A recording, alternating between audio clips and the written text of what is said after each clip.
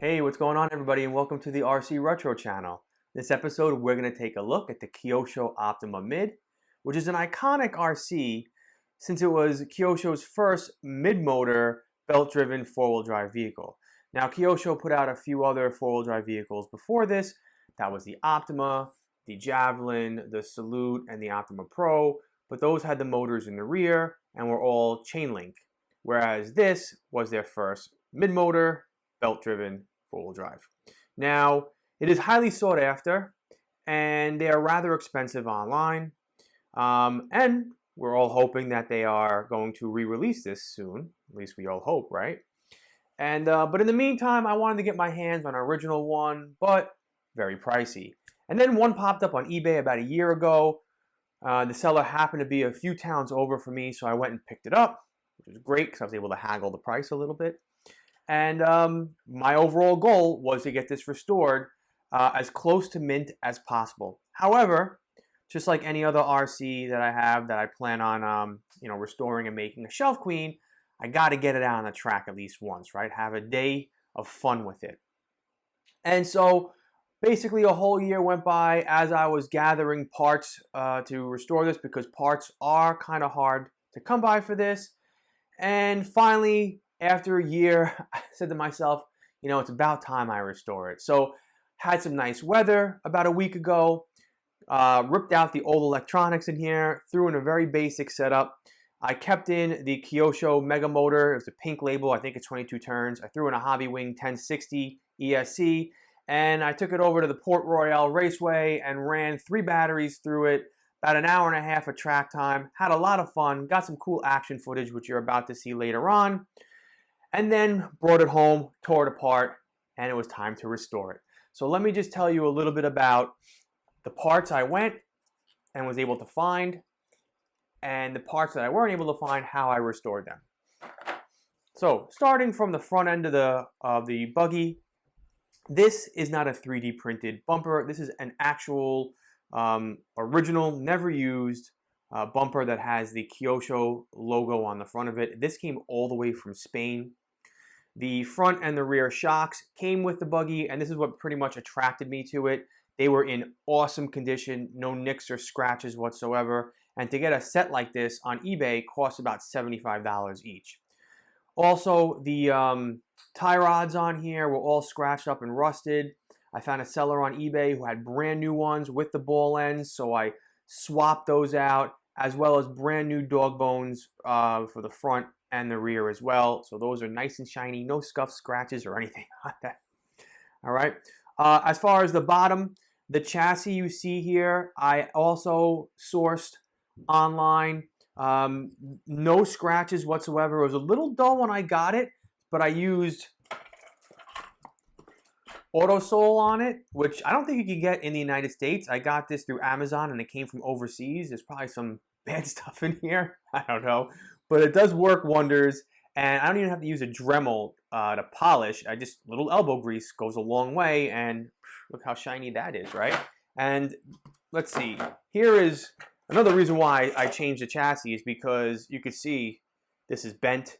Now, I'm sure many of you are saying, oh, you can just bend it back and polish it up. I could have done that. It's kind of scratched up, and on the other side over here, I have this sticky residue, and you know what? Like I said, I was collecting parts over the course of a year, and when that chassis came up online, I just couldn't pass it up, and I will eventually bend this one back, shine it up, get this residue off, the sticky stuff, and sell it and get some money back.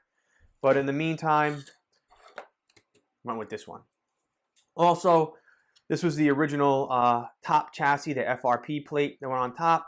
Not only did it have the double-sided stick tape on there from the belt cover on here, but there was also a glue that was used. So again, when I first got this and I saw that, to cover all bases and make sure that I had one, just in case I couldn't get this glue off, I found a brand new one, never used, so put that one on there as well. Let's see, what else? Okay, so the mechanical speed control and the resistor and the cover were included with the buggy. They were not on the buggy when I got it, but I figured since I'm going to get this as much as possible to original mint condition, I'm going to put it on there, and you know what? I don't even think these were ever used. It's nice and shiny, and I shined up the resistor cover over here. It looks great on here. The belt cover on the top and the bottom, like I said, had some of that sticky residue, but also and had that glue. The sticky residue came off.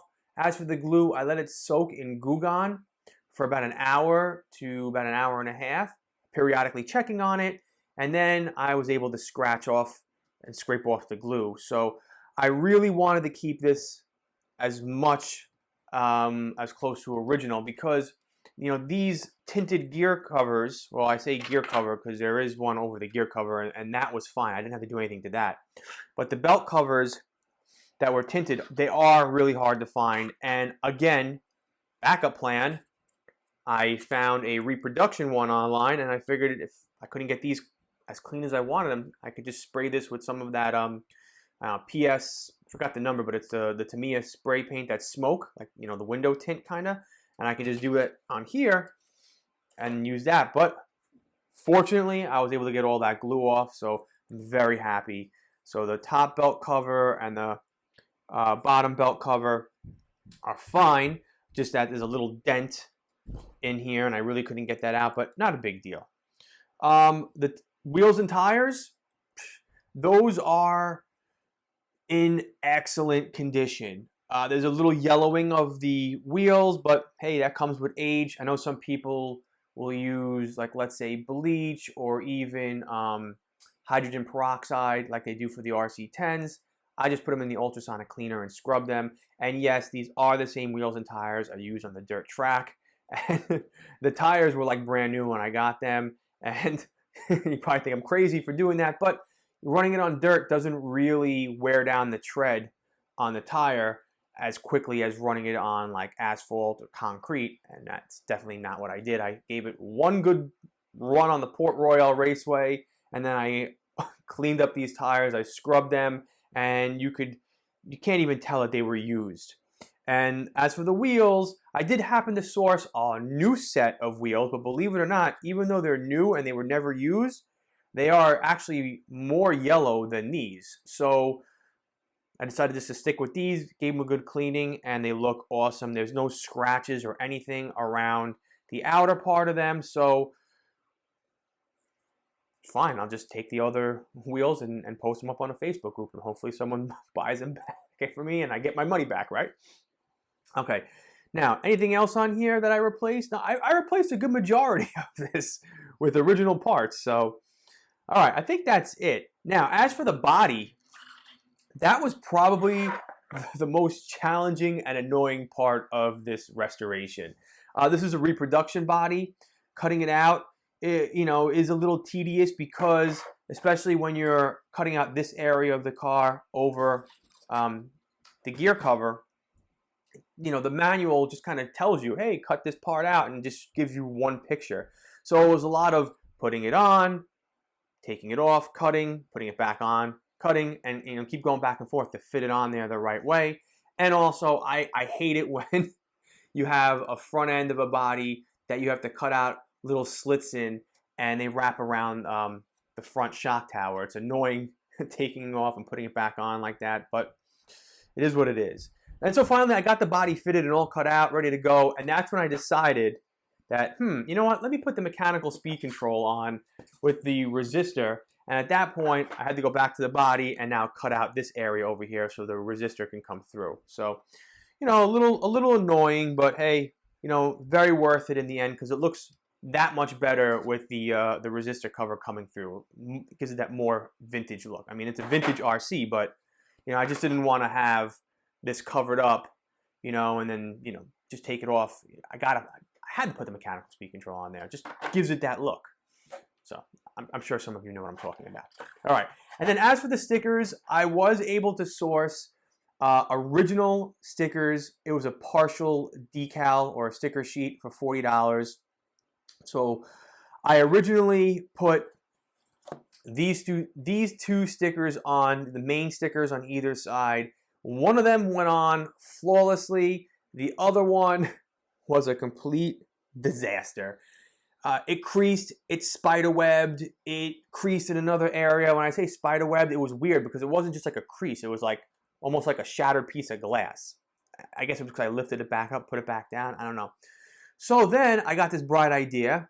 Well, since I have these 2 rows of stickers going across the bottom already, which are partially overlapping onto the sticker, let me take the Optima Mid, which isn't on the box art, so I decided to get a little crazy at that point, and I was like, let me just put it over and cover up those creases. And for the most part it did, and I looked at it and I was like, you know what, maybe I'll just rip them off and I'll do the reproduction ones. But then I was like, what happens if I do the reproduction ones on here and I get the same thing with the creases on it? And so at the end of the night, I just left it here on the workbench and I went to bed. And sure enough, in the morning, I come down to the basement, I sit down with my coffee and I'm looking at it, and I just said, screw it. And I just ripped them off. Didn't even give it another thought. Ripped off both sides. And so this sticker over here and this sticker over here are reproduction. This one in the front is original. And every sticker you see here on the wing is original. Okay, so all original. And all these stickers you see going down the middle of the car here, these are all original. These are original. The most important sticker on the car, my favorite, is I love Hooker. Just kidding. Still a funny sticker, right? All right, anyways, these are originals. And what is reproduction?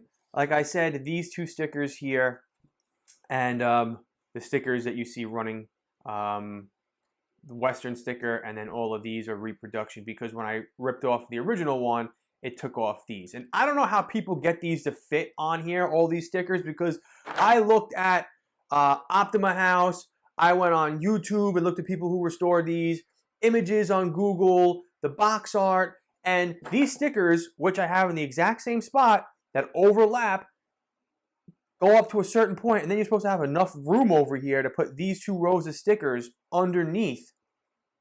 Impossible. Doesn't fit. I don't know. And the reproduction stickers are the same as the originals, because I cut out the originals and I put them over the reproduction. And this sticker right here is the exact same size as the original. And the ones with the words over here are all the same size as well. It's not like it's in a different, point font. They're all the exact same size. So I don't know how people get them on there. And I even compared it to original body over here, thinking maybe, this is a little bit longer. And it's not. It's the exact same dimensions. So I don't know. Either way, it's a little busy over here, but I think it looks good. And when it gets on the buggy itself, it definitely looks sharp. And I'm happy with it. That's the most important thing. All right, so before restoring this, I got it out on the racetrack, had some fun with it. Here is that footage.